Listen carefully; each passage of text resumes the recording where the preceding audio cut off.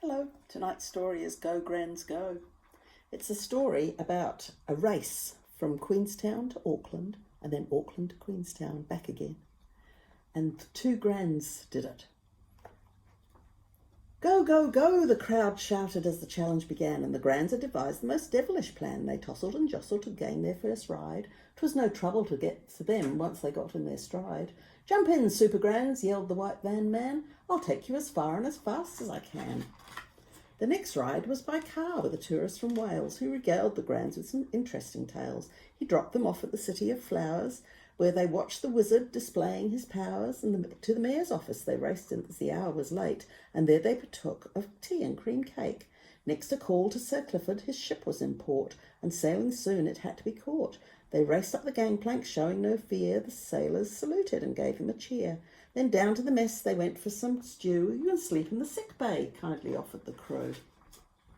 Next morning up to the bridge they did climb to watch the boat dock at weather sublime. Then on to the beehive to meet the PM, who gave them some coins and a cuppa. And then they raced to the station where the scenic express was due to depart for Auckland. "Oh yes, please, please, please, can you take two more?" they implored. The guard smiled, blew his whistle and yelled, "All aboard!"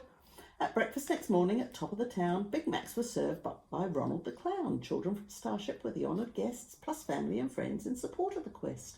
Two men in black leather emerged from the crowd and said to the Grans with a grin as they bowed, "Hop on our Harleys, we'll give you a spin." "Yahoo," said the Grans, "now we will win."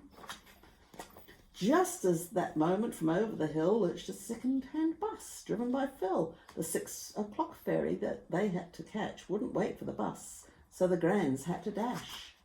Honeymooners from Oz in a posh borrowed car promised faithfully they would take them that far. The Grans phoned the police for an escort, no less. "Help, help, help," they bawled. "Get us out of this mess." They caught the last ferry with seconds to spare, were wined and dined on a very fine fare. From over the speaker the captain's voice came, "Hi, Super Grans, here is your moment of fame. Come up to the bridge, see how my bridge ship works." The Grans were enjoying all of those perks. Bright flashing lights and gizmos galore had the Grans truly gobsmacked and totally in awe. The two Grans were worried it was getting quite late. They flagged down two rigs which were carrying freight. One travelled with Jimmy, the other with Wayne, and so entered the world of the trucker's domain. They drove through the night all cosy and warm, having fun swapping stories and honking the horns. At a remote fueling stop, the Grans waved goodbye and continued their journey, exclaiming, "Oh my, this really is scary out here all alone. Do you think we will ever get home?" Just before dawn, as they stood by the road, a truck roared by with its heavy load. "Where are you going?" the driver said to the Grans. "To Queenstown," they yelled. "Can you give us a hand?" "You bet," said the truckie, and he hauled them inside. They were thankful that this was their very last ride.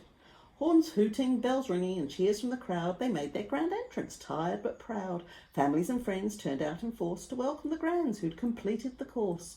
"Welcome back, Grans."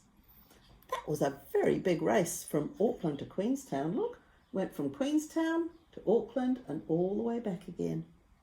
And they went by train, by truck, by boat, by car, by motorbike, lots of different ways. Night, night, God bless.